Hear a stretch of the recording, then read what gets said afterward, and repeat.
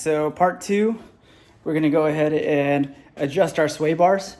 So the F80, if you guys didn't know, has white line sway bars. They're a prototype. They're not released yet. They're not on the website, nothing. I'm not even sure if they're gonna release them. I haven't heard any word from them on anything. I kind of just got them because they had these for pre-production at SEMA, and when they came back, they just posted them for sale, and all they said is they just wanted me to they'd let them go for like $200, something like that. I think I paid $250 as long as I went ahead and like shouted them out and posted Instagram pictures and shit like that. So that's what I've been doing, but finally we're gonna test these on the track. White Line's a pretty reputable brand in the JDM scene. A lot of race car stuff going on there, a lot of time attack stuff with White Line, and they're trying to venture apparently into the Euro scene. So we'll see how this goes. We'll see how the car feels. But right now this car, when I got it back, was on the softest setting. So we're gonna go ahead and set up the front to the stiffest setting, and then the rear to the medium setting. So this is a 3-way adjustable sway bar. So they're pretty easy to adjust. If you're at the track, you could easily do it as long as you jack up both sides. When you adjust your sway bar, you definitely want to have it jacked up on both sides. And some people say you have to put it under load, which means that on a flat ground, on like, let's say a lift, that's how you'd adjust it, or up in the air like this.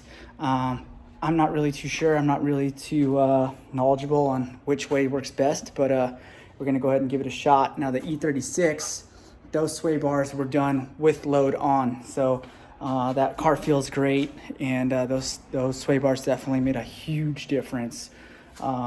So we'll go ahead and see how these feel. Let's go ahead and get started. First things first, remove the wheel. All right, so now that we've got back here, we got the wheel taken off, what we need to go ahead and do is undo that sway bar. So it's a 14 on the back side over here, and a 13 right here. That's where you're gonna hold, right here. So what I like to do is bust it off with the 14, and then the 15 is easier to loosen up the rest of the way. So let's get started. I broke that 14 free back there, and now I'm just gonna hit it with the 15 the rest of the way. Eventually it'll be so easy that you can just,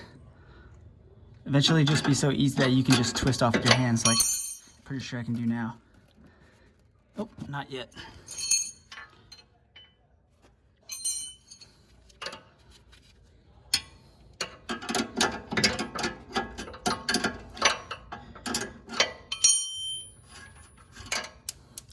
All right, there's a washer on the backside, so when you pull this out,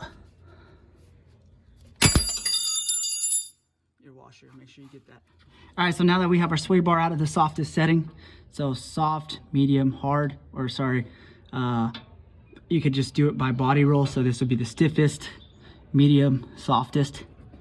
I'll just go ahead and stick that right through on the hardest setting. So put the washer.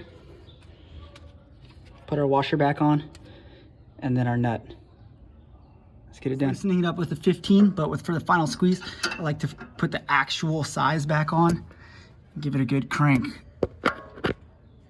There we go. So our sway bar is fully adjusted now to the stiffest setting. So same thing's gonna be going on with the rear. It's the same exact thing. So if you guys have any questions about the rear, just drop it in the comment section below, and I'll get back to you as soon as possible. Later.